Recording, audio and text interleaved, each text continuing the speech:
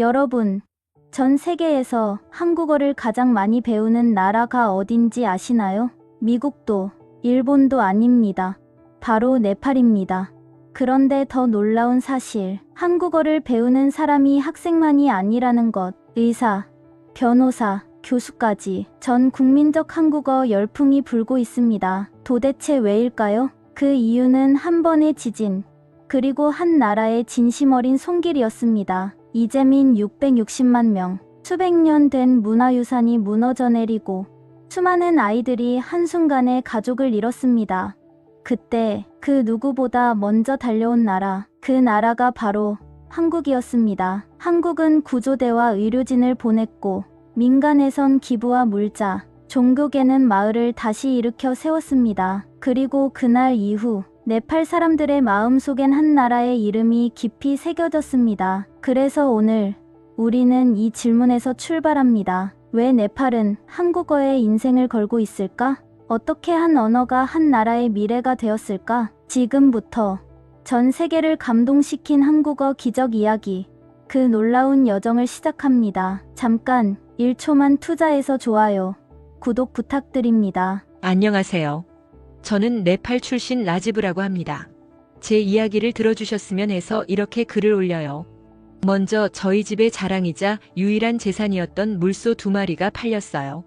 그 물소들은 저희 가족이 10년 동안 정성껏 기른 것들이었는데 아버지께서는 눈물을 참으며 시장에 내다 파셨습니다. 어머니께서는 10년 동안 카펫을 짜며 한 푼 두 푼 모아두신 저축을 모두 꺼내셨어요. 작은 항아리 속에 들어있던 그 돈은 저희 가족의 비상금이자 희망이었는데 그 모든 것이 제 한국어 공부를 위해 쓰이게 된 거였죠. 가장 감동적이었던 것은 큰형의 결정이었습니다. 큰형은 마을 청년회에서 주는 장학금을 받기로 되어 있었는데 그 기회를 저에게 양보해 주었어요. 그 장학금은 카트만두에서 컴퓨터를 배울 수 있는 소중한 기회였는데 큰형은 동생이 성공하는 것이 가족 전체에게 더 도움이 될 것이라며 미소를 지어주었습니다. 그렇게 가족 모두의 꿈과 희망, 그리고 모든 재산이 20살 막내인 저 한 명에게 쏟아진 거였어요. 그 무게가 얼마나 무거웠는지 밤마다 잠을 이루지 못했습니다. 하지만 동시에 가족들의 믿음과 사랑을 온몸으로 느낄 수 있었어요. 라지브야, 부담 갖지 마. 우리는 내가 최선을 다하는 것만으로도 충분해. 결과가 어떻든 우리는 너를 자랑스러워할 거야. 어머니의 이 말씀이 제게는 가장 큰 힘이 되었습니다. 저는 그날부터 가족의 사랑에 보답하기 위해, 그리고 저희 모두의 꿈을 이루기 위해 한국어 공부에 모든 것을 걸기로 결심했어요. 가족의 모든 희망을 짊어진 그날부터 제 인생은 완전히 달라졌습니다. 새벽 3시 30분에 알람이 울리면 곧바로 일어나 세수를 하고 4시부터 아버지와 함께 밭일을 시작했어요. 히말라야에서 불어오는 차가운 새벽 바람을 맞으며 물을 주고 잡초를 뽑고 곡식들을 돌보는 일은 여전히 제 몫이었거든요. 오전 7시가 되면 서둘러 아침을 먹고 마을에서 2시간 거리에 있는 포카라의 한국어 학원으로 향했습니다. 낡은 버스를 2번 갈아타고 때로는 걸어서 가야 하는 험난한 길이었어요. 비가 오는 날에는 길이 질척거려서 더욱 힘들었지만 단 하루도 빠뜨리지 않았습니다. 한국어 학원에서의 하루는 정말 치열했어요. 오전 9시부터 오후 4시까지 하루 7시간 동안 한국어만 공부했습니다. 한글 자음과 모음부터 시작해서 기초 문법, 어휘, 듣기, 말하기까지 모든 것이 낯설고 어려웠어요. 특히 발음이 가장 큰 고민이었습니다.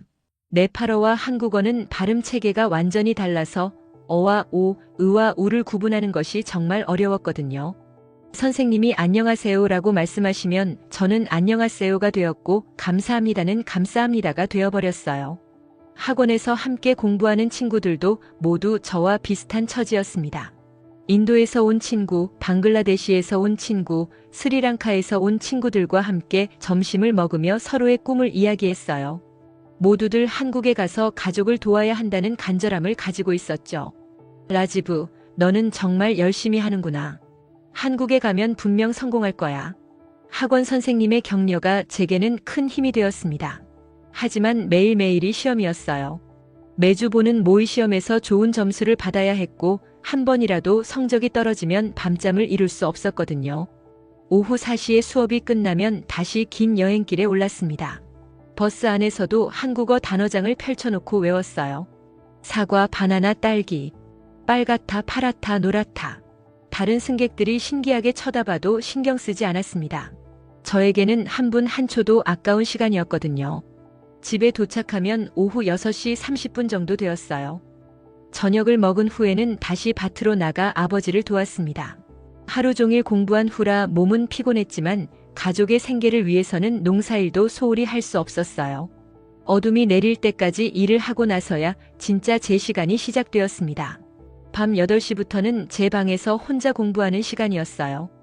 낡은 책상 위에 촛불을 켜놓고 전기가 자주 나갔거든요. 한국어 교재를 펼쳐놓고 복습했습니다. 낮에 배운 내용을 다시 한번 정리하고 모르는 단어들을 외우고 문법을 반복해서 읽었어요. 가장 도움이 된 것은 한국 드라마였습니다. 학원 선생님이 추천해주신 대장금이라는 드라마를 USB에 담아서 구해왔거든요. 처음에는 한국어 자막과 함께 보다가 나중에는 자막 없이도 이해하려고 노력했어요. 배우들의 발음을 따라하며 혼자 중얼거리는 것이 일과가 되었습니다. 저나 소녀가 정성껏 준비했사옵니다. 대장금의 대사를 따라하며 존댓말을 익혔고 맛있다, 고맙다, 미안하다 같은 일상 표현들을 자연스럽게 배웠어요. 때로는 밤 12시가 넘어서야 잠자리에 들었지만 한국어가 조금씩 늘어가는 것을 느낄 때마다 뿌듯했습니다.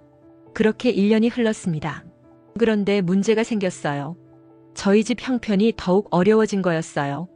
아버지께서 허리를 다치셔서 농사일을 제대로 하실 수 없게 되었고 형들이 보내주는 돈도 줄어들었습니다. 한국어 학원비를 낼 수 없을 위기에 처한 거였죠. 라지브야 미안하다. 아버지가 무능해서. 아버지께서는 눈물을 글썽이며 말씀하셨어요. 하지만 저는 포기할 수 없었습니다. 학원을 그만둘 수는 없었거든요. 그래서 저는 결정했어요. 낮에는 포카라에서 식당 일을 하고 밤에는 혼자 공부하기로 말이에요. 포카라의 작은 네팔 식당에서 설거지와 청소 일을 했습니다. 하루에 300루피 약 3,000원을 받았는데 그 돈으로 한국어 교재도 사고 생활비도 충당했어요. 손은 늘 거칠어졌고 피로에 지쳐 공부하기 힘든 날들도 많았지만 꿈을 포기할 수는 없었습니다. 드디어 2년간의 준비 끝에 EPS 시험 날이 다가왔어요. 시험 전날 밤 가족들이 모두 모여서 저를 위해 기도해 주었습니다. 어머니께서는 제가 좋아하는 달바트 네팔 전통 음식을 끓여주셨고 형들은 각자 용돈을 모아서 새 옷을 사다 주었어요. 라지브, 결과가 어떻든 우리는 내가 최선을 다한 것을 알고 있어. 부담 갖지 말고 그동안 준비한 대로만 하면 돼. 큰형의 말에 용기를 얻어 카트만두의 시험장으로 향했습니다. 시험장에는 저와 같은 꿈을 가진 수백 명의 젊은이들이 모여 있었어요. 모두들 긴장한 표정으로 마지막 복습을 하고 있었습니다. 시험이 시작되었을 때 그동안의 모든 순간들이 스쳐 지나갔어요. 새벽마다 일어나 밭일을 했던 것, 버스 안에서 단어를 외웠던 것, 촛불 아래서 공부했던 밤들, 식당에서 설거지를 하며 꿈을 키웠던 날들. 모든 것이 이 순간을 위한 것이었구나 싶었습니다. 3주 후 합격 발표가 났습니다. 제 수험 번호가 합격자 명단에 있는 것을 확인한 순간 눈물이 주체할 수 없이 흘러내렸어요. 곧장 집으로 달려가 소식을 전했습니다. 어머니, 아버지, 제가 해냈어요. 한국에 갈 수 있게 되었어요. 그날 밤 저희 마을에는 축제가 벌어졌습니다. 마을 사람들이 모두 모여서 저를 축하해 주었고 북을 치며 전통춤을 추었어요. 하지만 동시에 이제 정말로 가족과 헤어져야 한다는 현실이 다가왔습니다. 출국 전날 마을 사람들이 모두 나와서 환송회를 열어주었어요. 할머니들은 제게 행운의 목걸이를 걸어주셨고 아이들은 손편지를 써서 건네주었습니다. 가족들은 눈물을 참으며 웃음을 지어주려 했지만 모두의 눈가가 붉어져 있었어요. 라지브야, 한국에 가서도 우리를 잊지 마. 그리고 건강하게 돌아와. 어머니의 마지막 당부를 가슴에 새기며 인천공항에 발을 디뎠습니다. 꿈에 그리던 한국 땅이었어요. 하지만 그곳에서 저를 기다리고 있던 것은 예상과는 전혀 다른 현실이었습니다. 공항에서 나오자마자 느낀 첫 번째 충격은 언어였어요. 분명히 2년 동안 열심히 공부했는데 실제 한국 사람들이 하는 말은 너무 빨라서 알아듣기 어려웠거든요. 택시 기사님이 뭔가 물어보시는데 네, 죄송합니다만 반복할 수밖에 없었어요. 회사 기숙사에 도착해서도 마찬가지였습니다. 룸메이트가 된 한국분이 친절하게 이런저런 설명을 해주시는데 제 어색한 발음과 부족한 어휘 때문에 제대로 소통이 안 되었어요. 그분이 답답해하는 표정을 보니 제 마음도 무거워졌습니다. 무엇보다 힘든 것은 사람들의 시선이었어요. 길을 걸을 때나 마트에서 물건을 살 때 때로는 호기심 어린 눈빛으로 때로는 경계하는 듯한 시선으로 저를 바라보는 것을 느꼈거든요. 제가 한국어로 말하면 한국말 잘하네 라며 신기해하는 반응들도 있었지만 그것조차 저에게는 부담스러웠어요. 몸도 자주 아팠습니다. 네팔과는 완전히 다른 기후와 음식 때문에 배탈이 나기 일쑤였고 매운 음식에 익숙하지 않아서 식사하는 것도 힘들었어요. 밤에는 그리움과 외로움 때문에 잠을 이루지 못하는 날들이 많았습니다. 그런 날들이 계속되자 처음으로 의심이 들기 시작했어요. 과연 이 모든 노력이 의미가 있었을까? 정말 가족을 도울 수 있을까? 아니면 그냥 무모한 도전이었던 걸까? 그런 생각들이 머릿속을 맴돌았습니다. 한국어는 저에게 생존 그 자체였는데 그 생존이 이렇게 힘든 것인 줄은 몰랐거든요. 하지만 저는 포기할 수 없었어요. 고향에서 저를 믿고 기다리는 가족들이 있었거든요. 저는 제 발음을 녹음해서 계속 고치고 회사 동료들에게 조심스럽게 도움을 청했습니다. 처음에는 어색했지만 점점 마음을 열어주는 분들이 생겼어요. 그러던 중 회사에서 외국인 스피치 대회 대표로 저를 선발해 주었습니다. 무대 위에서 저는 이렇게 말했어요. 한국어는 제 무기가 아니라 사람과 사람을 이어주는 다리입니다. 그 말이 많은 분들의 마음에 닿았나 봅니다. 영상이 유튜브에 올라가면서 많은 응원을 받게 되었어요. 그 후로 저는 유튜브 채널을 만들어 EPS 시험을 준비하는 분들을 도왔고 다문화 가정의 한국어 강사로도 활동하게 되었습니다. 저는 이제 단순히 말하는 사람이 아니라 희망을 연결하는 사람이 된 것 같았어요. 한국에 온 지 5년이 지났을 때 저는 드디어 고향으로 돌아갈 결심을 했습니다. 물론 한국에서의 생활이 안정되었고 대학교 졸업도 앞두고 있었지만 제가 정말 해야 할 일은 고향에서 기다리고 있다는 생각이 들었거든요. 5년 동안 모은 돈과 경험 그리고 무엇보다 한국어로 연결된 희망의 네트워크를 가지고 고향 사람들을 도와야겠다고 생각했어요. 출국 전 마지막 며칠 동안 정말 많은 분들이 작별 인사를 와주셨습니다. 회사 동료들, 대학교 친구들, 다문화 센터 아이들, 유튜브 구독자들까지. 김민수 선배님은 라지브, 너 때문에 우리도 많이 배웠어. 고향에 가서도 건강하게 지내라며 손을 꼭 잡아주셨어요. 박영의 누나는 네팔에서도 한국어 잊지 말고 가끔 영상 올려줘라며 눈물을 글썽이셨습니다. 가장 감동적이었던 것은 다문화 센터 아이들의 편지였어요. 수잔이가 대표로 써준 편지에는 이런 내용이 있었습니다. 라지브 선생님, 선생님이 가르쳐주신 희망의 다리를 저희도 다른 친구들에게 만들어주겠어요. 선생님이 저희에게 해주신 것처럼 저희도 누군가에게 희망이 되고 싶어요. 그 편지를 읽으면서 제가 한국에서 보낸 5년이 정말 의미 있는 시간이었다는 것을 깨달았습니다. 인천공항에서 네팔로 향하는 비행기에 몸을 맡기며 창밖을 내다보았어요. 5년 전 처음 이 땅에 발을 디뎠을 때와는 완전히 다른 마음이었습니다. 그때는 불안과 두려움으로 가득했는데 이제는 확신과 희망으로 가득했거든요. 저는 이제 단순히 돈을 벌어 가족을 도우러 가는 것이 아니라 더 큰 꿈을 가지고 고향으로 돌아가는 것이었어요. 카트만두 공항에 도착했을 때 정말 많은 사람들이 저를 기다리고 있었습니다.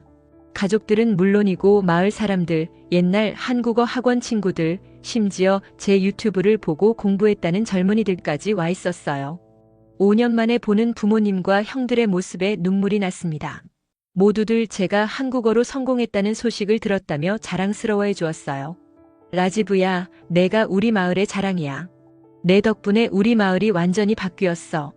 아버지의 말씀을 듣고 마을로 향하는 길에 정말 놀랐습니다. 제가 떠났을 때와는 완전히 다른 모습이었거든요. 여기저기 새로운 건물들이 들어서 있었고 길도 잘 포장되어 있었어요. 무엇보다 놀라운 것은 마을 입구에 세워진 간판이었습니다. 한국어 희망마을 -신도 8초. 알고 보니 제가 한국에서 보낸 돈뿐만 아니라 제 이야기에 감동받은 한국의 여러 단체들이 마을 개발을 도와주었다는 것이었어요. 또한 제 유튜브를 보고 EPS 시험에 합격한 마을 청년들이 15명이나 되어서 그들이 보내는 돈으로 마을 전체가 살기 좋아졌다고 했습니다. 라지브 덕분에 우리 마을이 변했어. 마을 사람들의 환영 인사를 받으며 집에 도착했어요. 저희 집도 완전히 새로 지어져 있었습니다. 5년 전 좁고 낡았던 집 대신 깔끔하고 넓은 2층 집이 서 있었어요. 어머니께서는 라지브가 보낸 돈으로 집도 새로 짓고 밭도 넓혔어. 이제 우리도 다른 사람들을 도울 수 있게 되었다며 기뻐하셨습니다. 하지만 저의 진짜 꿈은 따로 있었어요. 며칠간 가족들과 시간을 보낸 후 저는 마을 중앙에 작은 건물을 짓기 시작했습니다. 한국에서 모은 돈과 한국의 후원자들이 보내준 기부금으로 한국어 희망센터를 만드는 것이었어요. 3개월 후 드디어 센터가 완성되었습니다. 1층에는 한국어 교실과 컴퓨터실, 2층에는 도서관과 상담실을 만들었어요. 벽에는 한국과 네팔의 국기가 나란히 걸려 있었고 언어는 꿈을 이어주는 다리입니다라는 문구가 한국어와 네팔어로 쓰여 있었습니다. 개관식 날 마을뿐만 아니라 주변 지역에서도 많은 사람들이 왔어요. 특히 한국어를 배우고 싶어하는 젊은이들이 정말 많았습니다. 제가 첫 수업을 시작하면서 이렇게 말했어요. 여러분, 제가 한국어를 배운 건 돈 때문이 아니라 꿈 때문이었어요. 이 언어는 저에게 사람을 배우게 했고 이제는 누군가에게 희망이 되었습니다. 여러분도 단순히 시험에 합격하기 위해서가 아니라 더 큰 꿈을 위해 공부하시기 바랍니다. 첫 수업에 참여한 학생이 30명이었는데 한 달 후에는 80명으로 늘어났어요. 인근 마을에서까지 걸어서 오는 학생들도 있었습니다. 저는 제가 한국에서 배운 모든 것을 아낌없이 전해주었어요. 발음 교정법, 효과적인 암기법, 한국 문화 이해, 그리고 무엇보다 포기하지 않는 마음을 가르쳐 주었습니다. 6개월 후 첫 번째 기적이 일어났습니다. 제 학생 중 5명이 EPS 시험에 합격한 것이었어요. 그중 한 명인 비크람은 제게 이렇게 말했습니다. 선생님, 저는 한국에 가서 선생님처럼 다른 사람들에게 희망을 주는 사람이 되고 싶어요. 그 말을 들으면서 제가 만든 희망의 사슬이 계속 이어지고 있다는 것을 느꼈어요. 1년 후에는 더 놀라운 일이 벌어졌습니다. 한국의 KBS에서 제 이야기를 다큐멘터리로 만들고 싶다며 네팔까지 촬영팀이 왔어요. 희망의 다리를 만든 사람이라는 제목으로 1시간짜리 다큐멘터리가 만들어졌고 방송 후 한국과 네팔 양국에서 큰 반향을 일으켰습니다. 그 다큐멘터리를 본 한국의 많은 분들이 후원을 해주셨어요. 어떤 분은 매월 정기 후원을 해주시고 어떤 분은 한국어 교재를 보내주시고 또 어떤 분은 직접 네팔까지 와서 봉사활동을 해주시기도 했어요. 특히 김민수 선배님과 박영애 누나가 휴가를 내고 네팔까지 와주셨을 때는 정말 감동이었습니다. 라지브야, 내가 한국에서 우리에게 준 것을 이제 우리가 네팔에서 갚으러 왔어. 선배님의 말씀에 또 한 번 눈물이 났어요. 언어와 문화는 다르지만 마음은 하나라는 것을 다시 한번 느꼈거든요. 2년이 지난 지금 희망센터에서는 매년 50명 이상이 EPS 시험에 합격하고 있어요. 그들이 한국에 가서 보내주는 소식들을 들을 때마다 뿌듯합니다. 또한 한국에서 일을 마치고 돌아온 청년들이 센터에서 후배들을 가르치는 선순환 구조도 만들어졌어요. 무엇보다 기쁜 것은 아이들의 변화입니다. 예전에는 공부할 기회가 없어서 포기했던 아이들이 이제는 한국어뿐만 아니라 영어, 컴퓨터까지 배우고 있어요. 저도 라지브 선생님처럼 되고 싶어요라고 말하는 아이들을 볼 때마다 제 선택이 옳았다는 확신이 듭니다. 얼마 전에는 정말 특별한 제안을 받았습니다. 한국의 다문화 포럼에서 기조연설을 해달라는 요청이었어요. 5년 만에 다시 한국 땅을 밟게 되었는데 공항에서부터 많은 분들이 반갑게 맞아주셨어요. 포럼 당일 500명이 넘는 청중 앞에서 저는 이렇게 말했습니다. 5년 전 저는 한국어를 무기로 생각했습니다. 하지만 지금은 압니다. 한국어는 무기가 아니라 다리입니다. 두 나라를 잇는 다리, 두 문화를 잇는 다리, 그리고 사람과 사람의 마음을 잇는 다리입니다. 제가 가야 할 곳은 언어가 희망이 되는 모든 곳입니다. 연설이 끝난 후 한 분이 저에게 다가와서 말씀하셨어요. 라지브 씨, 당신 때문에 우리가 다문화 사회의 진정한 의미를 알게 되었어요. 고맙습니다. 그 순간 저는 깨달았어요. 제가 한국어를 배운 것은 단순히 제 가족을 돕기 위해서가 아니었다는 것을, 더 많은 사람들에게 희망을 전하고 서로 다른 문화 사이에 다리를 놓는 것이 제 진짜 사명이었다는 것을 말이에요. 지금 저는 네팔과 한국을 오가며 두 나라의 다리 역할을 하고 있습니다. 네팔에서는 한국어 교육과 문화 교류 사업을, 한국에서는 다문화 이해 증진과 정책 자문 역할을 하고 있어요. 제 유튜브 채널 구독자는 이제 100만 명이 넘었고 전 세계 여러 나라에서 한국어를 배우는 분들이 제 영상을 보고 있다고 해요. 무엇보다 기쁜 것은 제 이야기에 감동받은 한국 청년들이 네팔어를 배우기 시작했다는 소식이에요. 언어의 다리는 한쪽 방향이 아니라 양방향이어야 한다는 것을 깨달은 거죠. 어제는 정말 감동적인 편지를 받았어요. 제가 5년 전 한국에서 가르쳤던 다문화 가정의 아이 수잔이가 보낸 편지였습니다. 그 아이가 이제 대학생이 되어서 국제학을 전공하고 있다며 나중에 저처럼 문화의 다리 역할을 하고 싶다고 했어요. 라지브 선생님이 보여주신 희망의 다리를 저도 만들고 싶어요. 언어는 정말 사람과 사람을 이어주는 가장 아름다운 다리인 것 같아요. 수잔이의 편지를 읽으며 저는 확신했습니다. 희망의 다리는 이제 저 혼자 만드는 것이 아니라 수많은 사람들이 함께 만들어가는 것이라는 걸 말이에요. 이것이 제 이야기입니다. 히말라야 산기슭의 가난한 농가 막내 아들에서 시작해서 한국어 하나로 두 나라를 잇는 희망의 메신저가 되기까지의 여정이었어요. 지금도 매일 새로운 도전이 있고 새로운 사람들을 만나고 있습니다. 언어는 정말 신기한 것 같아요. 처음에는 생존을 위한 도구였는데 지금은 사랑을 전하는 다리가 되었거든요. 한국어를 통해 만난 모든 분들, 저를 도와주신 분들, 그리고 지금 저와 함께 꿈을 키워가는 네팔과 한국의 모든 분들께 감사드립니다. 앞으로도 저는 계속해서 언어가 희망이 되는 모든 곳에 있겠습니다. 왜냐하면 그것이 제게 주어진 진짜 사명이라고 믿기 때문이에요. 두 나라를 잇는 희망의 메신저 라지브 드림. 여러분은 어떻게 생각하시나요? 한 언어가 누군가의 인생, 한 마을의 미래를 바꿀 수 있다는 이 이야기가 여러분 마음에도 닿았을까요? 혹시 여러분 주변에도 한국어로 인생이 바뀐 사람이 있다면 댓글로 나눠주세요. 여러분의 이야기가 다음 영상의 주인공이 될지도 모릅니다. 이 영상이 마음에 닿으셨다면 구독과 좋아요 그리고 따뜻한 댓글 한 줄이 더 많은 사람들에게 이 감동을 전하는 데 큰 힘이 됩니다. 다음 이야기에서 다시 만날 수 있길 기다리고 있겠습니다. 감사합니다.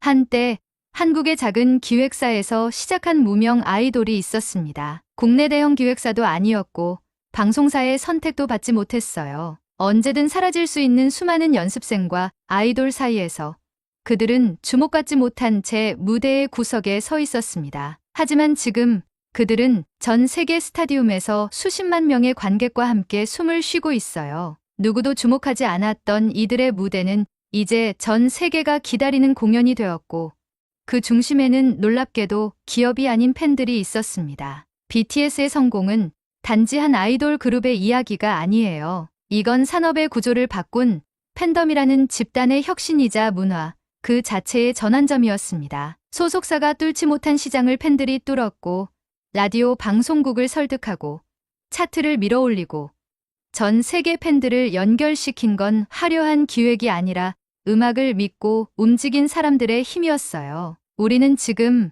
팬덤이 산업을 바꾸고 문화를 움직이는 시대를 살고 있습니다. 그리고 그 중심에 K-팝이라는 이름의 한국 콘텐츠가 있어요. 잠깐 구독과 좋아요를 눌러주시면 채널 제작에 많은 도움이 됩니다. 여러분, BTS가 SM, YG, JYP 같은 대형 기획사 출신이 아니라는 걸 아시나요? 2013년 데뷔 당시 빅히트는 정말 작은 회사였습니다. 미국 진출은 꿈도 꾸기 힘들었고 국내 방송 출연이나 라디오 플레이도 쉽지 않았죠. 그런데 전례 없는 일이 벌어졌습니다. 미국 전역의 팬들이 직접 라디오 방송국에 전화를 걸기 시작했어요. BTS 노래를 틀어달라고 매일 같이 요청했습니다. 심지어 방송국에 선물까지 보내면서 말이죠. 이들은 미국을 지역별로 나누어서 조직적으로 움직였습니다. 동부는 누가, 서부는 누가, 중부는 누가 담당한다는 식으로 완전히 체계적으로 접근했어요. 이게 얼마나 놀라운 일인지 아시나요? 메이저 음반사들이 수백억 원을 들여서 로비하고 마케팅해도 쉽지 않은 일을 팬들이 자발적으로 해낸 겁니다. 기업이 못한 일을 팬덤이 해냈어요. 말 그대로 팬들이 BTS를 세계 시장에 데뷔시킨 거죠. 그런데 여기서 궁금한 게 생깁니다. 왜 K-팝은 발라드가 아닌 댄스 음악이 중심이 되었을까요?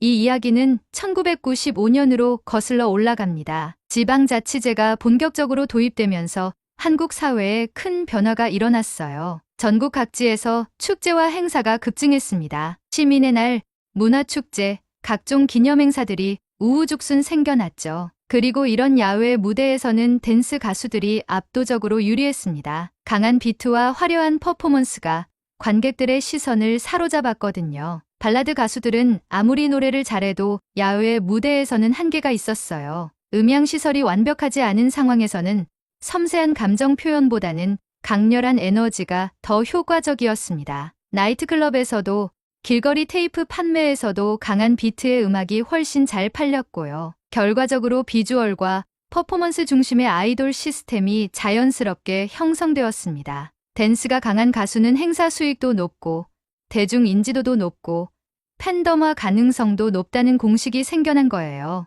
이것이 바로 K-팝이 댄스 음악 중심으로 발전한 근본적인 이유입니다. 그럼 K-팝 산업의 수익 구조는 어떻게 될까요?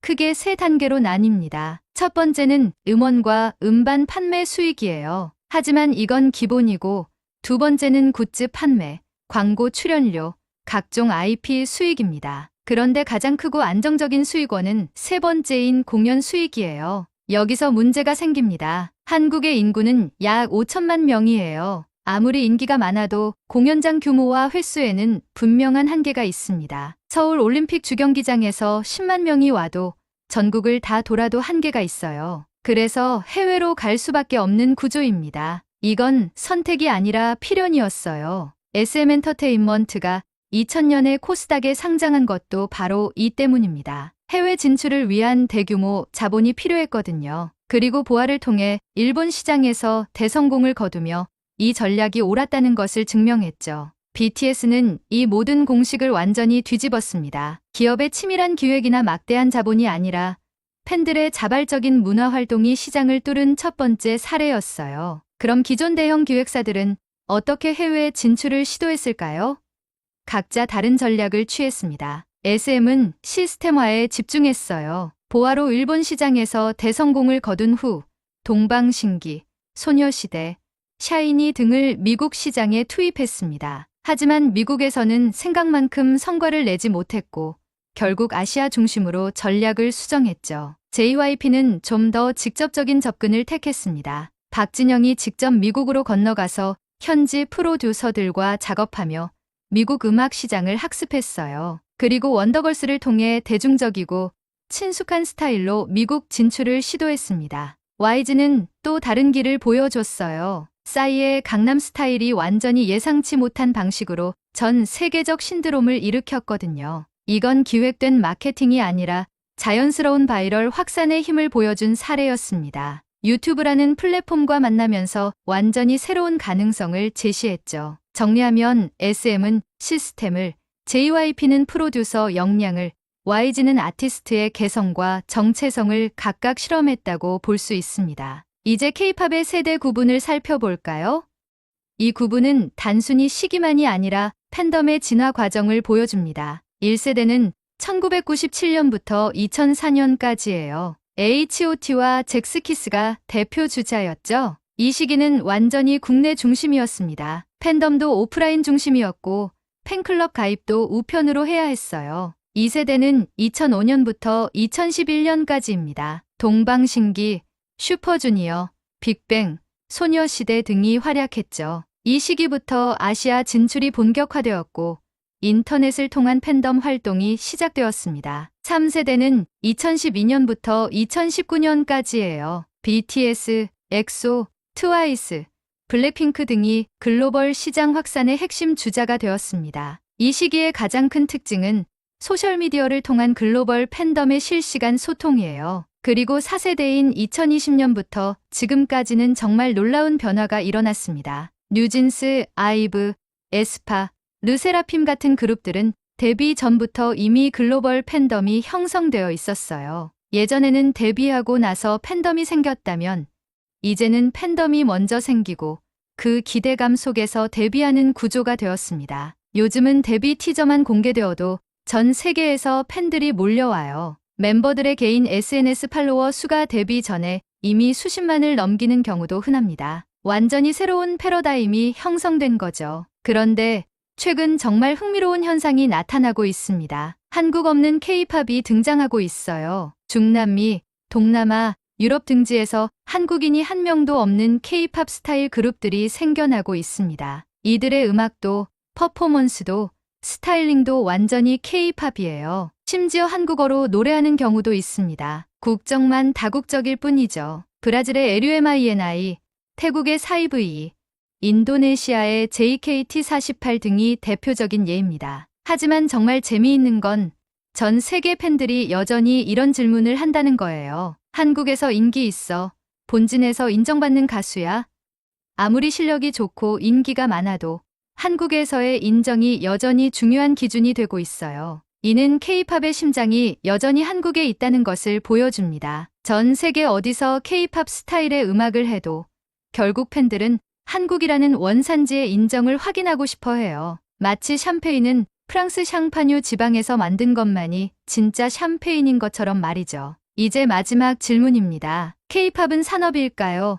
아니면 문화일까요? BTS의 성공을 보면 답이 명확해집니다. 이건 단순한 기업의 성공이 아니에요. 문화가 만든 기적입니다. 팬들이 주도하고 기업은 거기에 맞춰 전략을 바꾸며 전 세계가 함께 성장하는 완전히 새로운 구조가 만들어진 거예요. 전통적인 음악 산업에서는 기업이 아티스트를 만들고 마케팅하고 팬들에게 판매했습니다. 하지만 K-팝, 특히 BTS의 경우는 팬들이 아티스트를 세계 무대로 끌어올렸어요. 팬들이 번역하고 홍보하고 스트리밍하고 투표하면서 말이죠. 아미들은 단순한 소비자가 아닙니다. 이들은 BTS의 파트너이자 협력자예요. BTS가 새 앨범을 내면 아미들은 전 세계 각국 언어로 번역해서 퍼뜨립니다. 음악 방송 투표가 있으면 조직적으로 참여하고 빌보드 차트 진입을 위해 스트리밍 가이드라인까지 만들어서 공유해요. 이런 현상은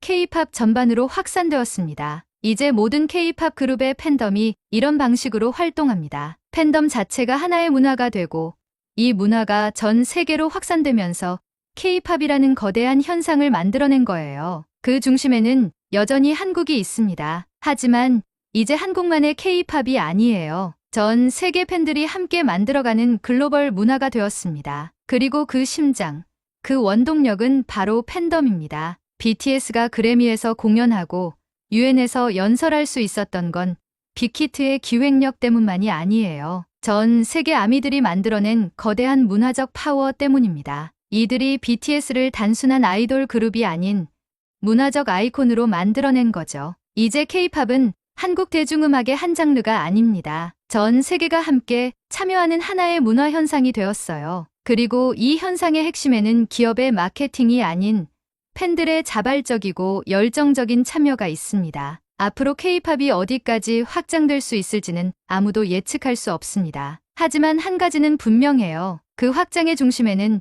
여전히 팬덤이 있을 것이고 그들의 힘이 계속해서 불가능을 가능으로 만들어낼 것입니다. 여러분은 어떻게 생각하시나요?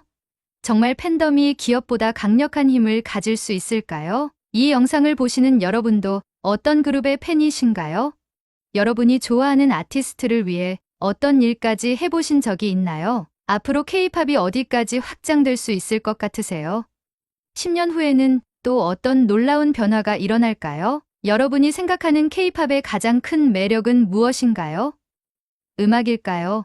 퍼포먼스일까요? 아니면 팬덤 문화 자체일까요? 이런 K-팝과 팬덤 문화에 대한 더 깊이 있는 이야기가 궁금하시다면 구독 버튼과 좋아요 버튼을 눌러주세요. 여러분의 관심이 더 좋은 콘텐츠를 만드는 원동력이 됩니다. 영상이 재미있으셨다면 좋아요 한번 눌러주시고 앞으로도 K-팝 산업과 문화에 대한 흥미로운 분석을 보고 싶으시다면 구독과 알림 설정까지 부탁드려요. 댓글로 여러분의 생각을 들려주시고 이 영상이 도움이 되셨다면 좋아요와 구독으로 응원해 주세요. 다음 영상에서는 K-팝이 만들어낸 새로운 비즈니스 모델에 대해 더 자세히 다뤄보겠습니다. 감사합니다.